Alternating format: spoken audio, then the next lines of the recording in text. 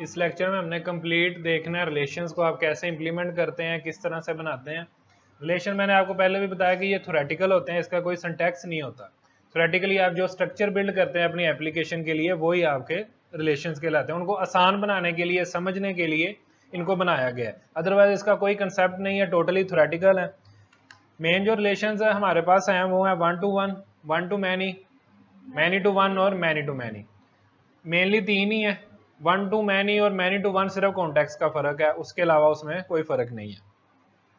अब one to one simple है, आप किसी क्लास का, अपनी जो आपकी क्लासेस हैं, जो भी आप क्लास क्रिएट करते हैं, अगर एक के अंदर दूसरी का ऑब्जेक्ट आ जाए तो वो वन टू वन रिलेशन हो जाएगा, ठीक है। अगर मैनी ऑब्जेक्ट आ जाए तो वो वन टू मैनी रिलेशन हो जाएगा।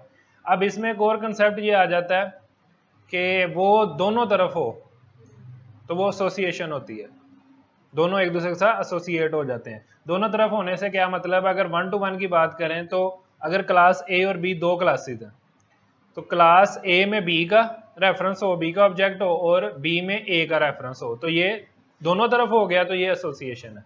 ये थोड़ा सा ट्रिकी होता है इसको मैनेज करना जब आप इसको दोनों तरफ क्रिएट करते हैं। हम सिंपल एग्जांपल से कर लेते हैं, जैसे कोर्स और स्टूडेंट का है। एक हम क्लास बना लेते हैं स्टूडेंट, और एक क्लास हम क्रिएट कर लेते हैं कोर्स की। और सिंपलिसिटी के लिए हम यही कहते हैं कि जी ये वन टू वन है, एक स्टूडेंट एक वक्त में एक ही कोर्स में हो सकता है, ठीक है। वन टू वन और एक कोर्स एक ही स्टूडेंट से बिलोंग करता है। वैसे ये वन टू मैनी है, लेकिन इसको सिर्फ समझने के लिए हम कर रहे हैं कि एक कोर्स किसी एक स्टूडेंट के पास ही हो सकता है और एक स्टूडेंट किसी एक कोर्स में ही इनरोल हो सकता है, तो ये सिंपल है। अब नॉर्मली हम देखा इस तरह से जाता है कि स्टूडेंट के पास कोर्स होगा, यानी स्टूडेंट से कोर्स की इंफॉर्मेशन ली जाएगी, तो उसके पास उसका ऑब्जेक्ट रखेंगे हम। स्टूडेंट की अपनी भी कुछ प्रॉपर्टीज हो सकती हैं, वो डिफाइन कर लेते हैं। लाइक उसका नेम है तो हम स्ट्रिंग नेम एक प्रॉपर्टी रख लेते हैं, इसके साथ रोल नंबर रख लेते हैं, वो भी स्ट्रिंग में ही है, ठीक है। तो ये इसकी अपनी प्रॉपर्टीज होगी। अब इनको पब्लिक रख लेंगे तो आप डायरेक्टली एक्सेस कर सकते हैं, अगर पब्लिक नहीं रखते तो आप गेटर सेटर इसका लिख लेंगे, वट एवर, वो आपकी अपनी लॉजिक है, आप उसको किस तरह मैनेज करना चाहते हैं। अच्छा जी, ये हो गया, नेम हो गया, रोल नंबर हो गया। अब जो आपने वन टू वन आपका रिलेशन आएगा उसमें आपने क्या करना है, यहां पर आपका वन टू वन रिलेशन होगा जब आप लिख दोगे यहां पर पब्लिक कोर्स और यहां पर कोर्स का ऑब्जेक्ट क्रिएट करोगे। यहां पर आपने कोई भी नाम रखना है, आप कोई सा भी रख सकते हो, सी रख लो, कोर्स रख लो, बेहतर यही है कि आप उसको कोर्स ही रखो, पता चल जाए उससे। तो ये आपका ये रिलेशन बन गया, आपने एक स्टूडेंट के पास एक कोर्स का ऑब्जेक्ट रख दिया। आप किसी एक क्लास का ऑब्जेक्ट दूसरे में रखेंगे तो उसका रिलेशन क्रिएट हो गया, एक रखेंगे तो वो वन टू वन हो गया। अब कोर्स की भी अपनी जाहिर है होंगी प्रॉपर्टीज, वो पब्लिक स्ट्रिंग, कोर्स का नेम हो सकता है, ठीक है, उसका ऑथर कौन है, और इसके साथ उसका, उसके लिए क्रेडिट आर कितने हैं, पब्लिक क्रेडिट आर, मतलब कोई भी आप इस तरह के पब्लिक इंट क्रेडिट आर्स, तो जो भी इसके बनते हैं, जो भी प्रॉपर्टीज इसकी बनती हैं वो आप यहाँ पर रख लेते हो।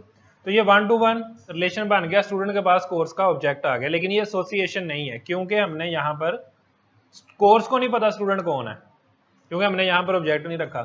तो सिंपल पहले वन वे को देख लेते हैं।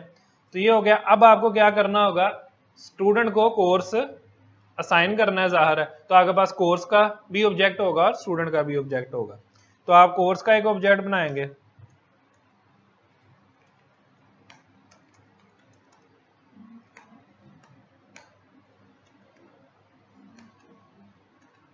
नेम मैंने पब्लिक रखा था, मैं डायरेक्टली एक्सेस करके इनको असाइन कर सकता हूं। क्रेडिट आवर्स लाइक 3 इसके क्रेडिट आवर्स हैं, और कोर्स डॉट ऑथर कोई ABC इसका ऑथर है। तो ये कोर्स का हमने ऑब्जेक्ट क्रिएट कर लिया, उसकी प्रॉपर्टीज भी सेट कर दी सारी। अब यहाँ पर जो साथ साथ कंसेप्ट हमारे चलते रहे हैं कंस्ट्रेंट लगाने के, कि अगर आप कहते हो कि कोर्स का ऑब्जेक्ट बगैर नेम के नहीं हो सकता, ठीक है, तो आप इसका कंस्ट्रक्टर लिख देते हो फिर, क्योंकि यहाँ पर आप देखें हमने यहाँ पर कोर्स क्रिएट कर लिया, ये कोर्स का ऑब्जेक्ट बन गया, ये चीज़ें हमने बाद में की हैं। लेकिन अगर सिस्टमेटिकली आप इस पर कंस्ट्रेंट लगाना चाहते हैं कि नेम के बगैर कोर्स का ऑब्जेक्ट ना हो सके, तो आप उसका कंस्ट्रक्टर लिख देते हैं। ठीक है, तो फिर ये डिफॉल्ट कंस्ट्रक्टर खत्म हो जाता है, जो कोई पैरामीटर नहीं लेता वो डिफॉल्ट कंस्ट्रक्टर है, तो ये खत्म हो जाएगा और आपको मस्ट एक पैरामीटर स्ट्रिंग का पास करना पड़ेगा जो उसका नेम होगा। ठीक है, अदरवाइज आपको फिर वो बाद में सारी चीजें ऐड करनी होगी। इसी तरह स्टूडेंट का न्यू स्टूडेंट एक ऑब्जेक्ट बन गया और student dot course is equal to course, तो इस तरह हमने एक स्टूडेंट को वो कोर्स असाइन कर दिया। अब अगर आप इसमें से स्टूडेंट से लोगे, आप student dot course dot name, अब अगर आपने स्टूडेंट से पूछना है कि तुम्हारे कोर्स का नेम क्या है, तो आप किस तरह लोगे, स्टूडेंट उसके बाद कोर्स, तो स्टूडेंट डॉट कोर्स उसके ऑब्जेक्ट से और डॉट नेम। एक चीज जो मोस्टली गलती होती है स्टूडेंट से वो ये है कि स्टूडेंट का एस कैपिटल है, ठीक है, लेकिन जब आपने ज़ाहिर ऑब्जेक्ट बनाया वो स्मॉल से स्टार्ट किया, लेकिन जब यहां पर लिखते हैं तो दोबारा कैपिटल लिख देते हैं, तो फिर एरर आता है। तो इन चीज़ों का ख्याल रखा करें कि ये जो स्पेल या जो आपने रखा है उसी तरह से उसको यूज़ भी करें, जो स्पेलिंग आपने रखी है उसी को यूज़ करें। अब ये क्लास है तो ये स्टैटिक तो नहीं है, अब ये एरर भी थोड़ा अजीब देता है कि वो कहेगा नॉन स्टैटिक फील्ड, यानी कंपाइलर ये समझ रहा है कि आप इसको एज अ स्टैटिकली एक्सेस करने की कोशिश कर रहे हैं क्योंकि आपने क्लास का नेम दे दिया इधर। या तो फिर इस चीज से बचने के लिए आप क्या करो, यहां पर STU लिख दो या शॉर्ट में लिख दो कुछ, ताकि वो गलती ना हो, आपको पता हो आपने STU लिखना है, तो आप पूरा क्लास का नेम दोबारा ना लिखो अगर इस गलती से बचना है। ठीक है, तो अब आप इसको रन करेंगे तो आप क्या प्रिंट होना चाहिए, कंसोल में क्या प्रिंट आएगा, मैथ लिखा हुआ प्रिंट होना चाहिए। जरा वैल्यू बताएं ना कि वैल्यू क्या प्रिंट होगा। ठीक है जी, ये मैथ यहां पर लिखा हुआ आ गया। अब अगर आप ये लाइन नहीं लिखते, अगर आपने ये चीज स्किप कर दिया, आपने स्टूडेंट बनाया और क्या कह दिया student dot course dot name, तो क्या होगा, यहां पे क्या एरर आएगा, मशहूर जमाना और बदनाम जमाना नल पॉइंटर एक्सेप्शन। वो तभी आती है जब जो जिससे आप प्रॉपर्टी गेट कर रहे हो वो नल हो, तो उसका मतलब यही है कि आपने उसको इनिशियलाइज नहीं करवाया। मोस्टली आपको ये एक्सेप्शन इनकाउंटर करेगी, तो अगर नल पॉइंटर एक्सेप्शन आती है तो उसका मतलब ही यही है कि आपने उसको इनिशियलाइज नहीं करवाया। ठीक है जी, ये आ गई है। अब यहां पे देखें नल पॉइंटर एक्सेप्शन, अगर आप यहां पर क्लिक करेंगे तो ये आपको इस लाइन पे ले जाएगा। खैर नल पॉइंटर का आपको बताना था कि नल पॉइंटर एक्सेप्शन तभी आती है जब आप उसको इनिशियलाइज नहीं करते, आपको उसको इनिशियलाइज करना है तो फिर ये आपको एक्सेप्शन नहीं मिलेगी।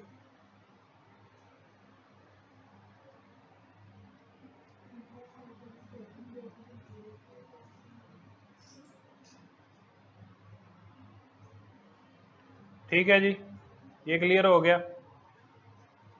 अब ये था वन वे का, और अगर आपने, मैंने आपको बताया अगर आपने कंस्ट्रेंट लगाना तो आप इसका कंस्ट्रक्टर जो है वो जाके ओवरराइड करोगे, लाइक हमने कोर्स को नेम का ही कहना कि नेम के बगैर नहीं हो सकता, तो आप कंस्ट्रक्टर लिखोगे। कंस्ट्रक्टर कैसे लिखते हैं, पब्लिक, आगे इसकी कोई रिटर्न टाइप नहीं होनी और आगे क्लास का ही नेम आएगा, और हम कह रहे हैं कि एक नेम नहीं, इसका मतलब नेम होना जरूरी है, तो वो स्ट्रिंग टाइप का, तो हम स्ट्रिंग ही लिखेंगे एज अ पैरामीटर, और आप चाहे नेम लिख लें, एन लिख लें, वैल्यू लिख लें, यहाँ पर आप कुछ भी लिख सकते हैं।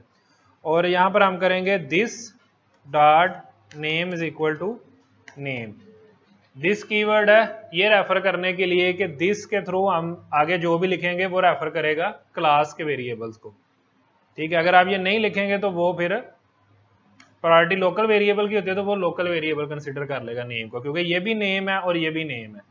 तो इसलिए हम लेफ्ट साइड पे, क्योंकि उसको क्लास के वेरिएबल को साइन करना चाह रहे हो, तो लेफ्ट पे हम लिखेंगे दिस डॉट नेम, तो इससे ये फिक्स हो जाएगा कि ये इंस्टेंस वेरिएबल है क्लास का। और आप इसमें कलर डिफरेंस भी देख सकते हैं, ये पर्पल में हो जाता है, इंस्टेंस वेरिएबल इस आईडी में पर्पल कलर में शो होते हैं, तो ये पर्पल हो जाता है, और ये ब्लैक शो हो रहा है क्योंकि ये लोकल वेरिएबल है। अब ये यहाँ पर बता भी रहा है कि एक प्रॉब्लम आ गई है इसकी वजह से। वो प्रॉब्लम क्या आई है मेन में, यहाँ पर एरर आ गया।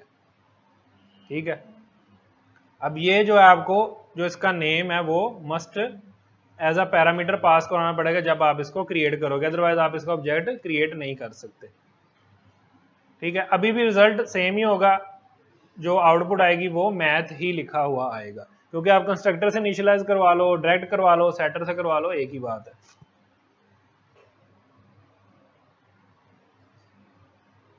ठीक है जी, मैथ ही यहां पर प्रिंट हो गया।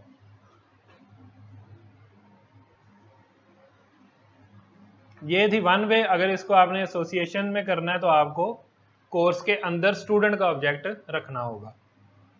यहां पर हम करेंगे पब्लिक स्टूडेंट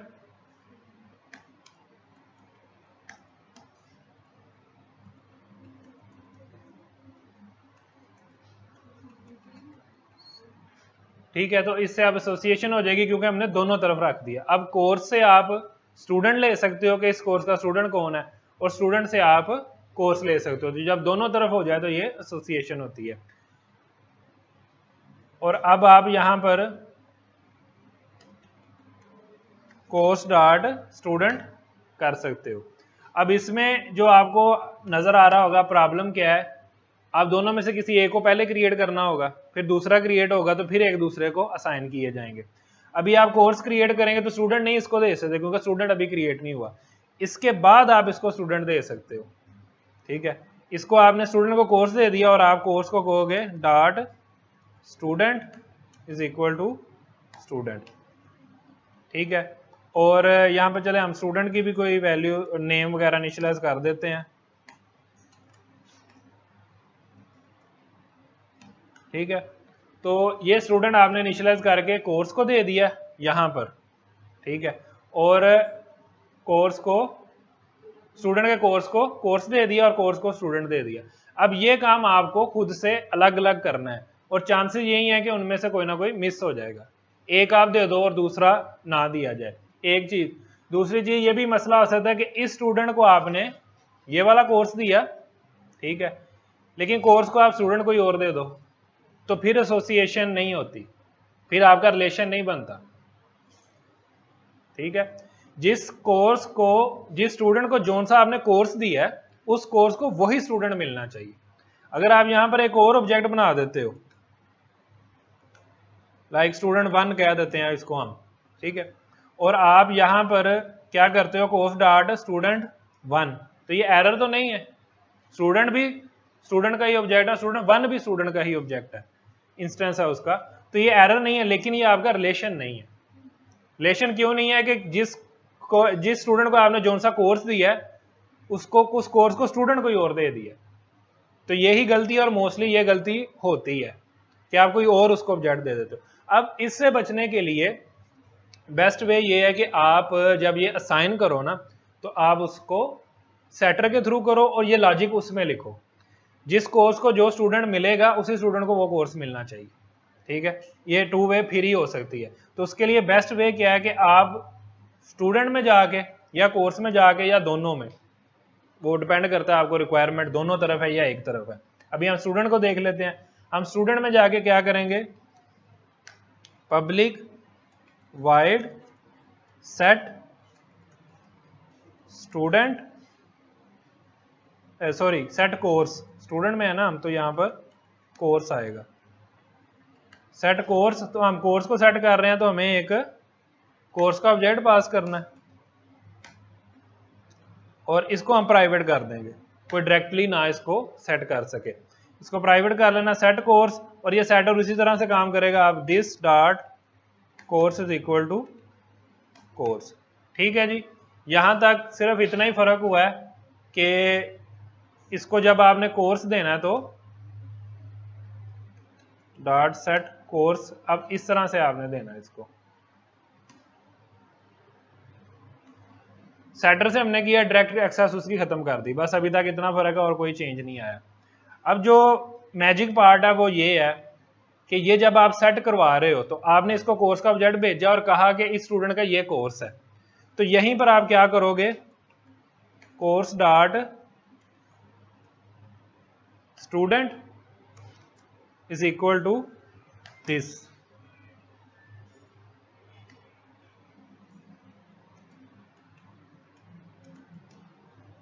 ठीक है, ये आपने काम करना है। ये मैजिक क्या करेगा आपको, आप दो जगह ये काम नहीं करना पड़ेगा। जब आप इसको कोर्स दोगे ऑटोमेटिकली उस कोर्स को स्टूडेंट भी मिल जाएगा, क्योंकि जो कोर्स इसको पास किया उसी को हमने कहा है course dot student is equal to this.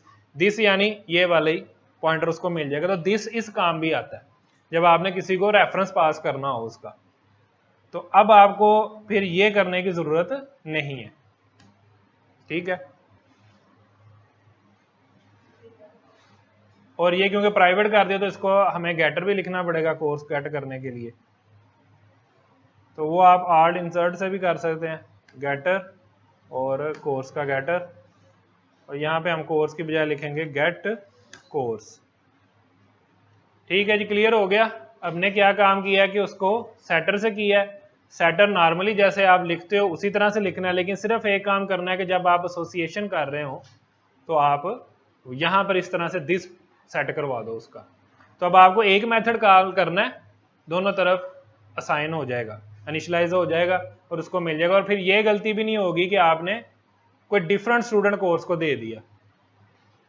ठीक है जी, क्लियर है इतना।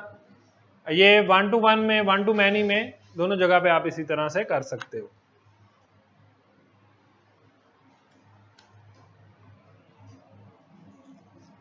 ये हो गया 1 to 1 का। अगर हम रियल सिनेरियो की तरफ आ जाएं तो उसमें क्या होता है, चलें आप स्टूडेंट को कह सकते हैं कि वो एक ही कोर्स में इनरोल होगा, लेकिन एक कोर्स मल्टीपल स्टूडेंट्स के पास होता है। तो जब आप एसोसिएशन करेंगे, अगर आप एसोसिएशन नहीं करते तो इतना भी ठीक है, यानी ये अगर मैं चीज खत्म कर देता हूं तो इतना ठीक है, एक स्टूडेंट के पास एक कोर्स है, दैट्स इट।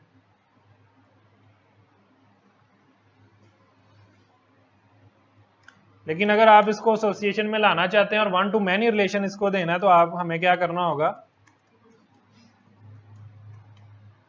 तो यहां पर लिस्ट आएगी, लिस्ट ऑफ स्टूडेंट। लिस्ट में ज़ाहिर है मैनी आते हैं तो ये हमारा 1 to many हो जाएगा। और अगर आप इसको उलट देख लो कोर्स से स्टूडेंट की तरफ तो मैनी टू 1 हो जाएगा। ठीक है जी, तो स्टूडेंट्स या स्टूडेंट लिस्ट हम कह लेते हैं।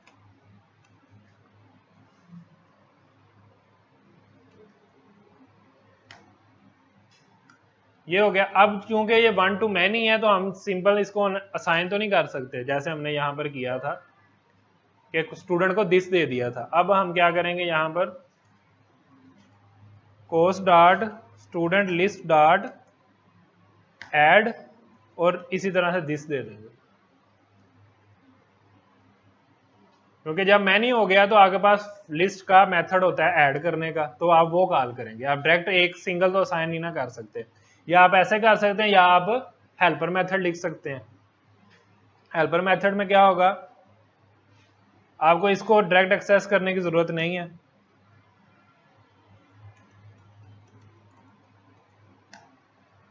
हेल्पर मेथड क्या करेगा, आप करेगा पब्लिक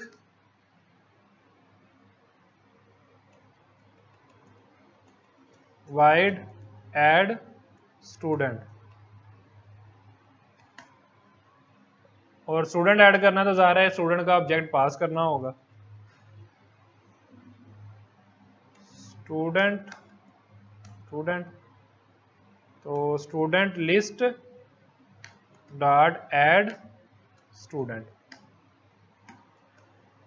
इससे क्या होगा कि ये पार्ट आपका थोड़ा मजीद सिंप्लीफाई हो जाएगा। अब यहां पर क्या करोगे जी, ऐड स्टूडेंट और इसको दिस पास कर दोगे। ठीक है, दोनों तरीकेकार हैं, दोनों तरह से भी हो सकता है, लेकिन ये है कि आप कोड कितना सिंपल रखते हो, बेहतर रखते हो। अब ऐड करते वक्त आपको मैंने बताया था कि जब आप मेथड्स के थ्रू करते हो तो आपके पास कंट्रोल होता है वैलिडेशन का, तो आप इसकी वैलिडेशन को कंट्रोल कर सकते हो। आप ये भी चेक कर सकते हो कि एक ही स्टूडेंट 2 दफा ना आ जाए, आप वो चेक्स भी यहाँ पर लगा सकते हो ऐड करते वक्त। तो ये फिर आपके पास कंट्रोल आ जाता है जब आप मेथड्स के साथ काम करते हो। तो बेहतर ये है कि आप मेथड्स के साथ काम किया करो। ठीक है जी, क्लियर हो गया।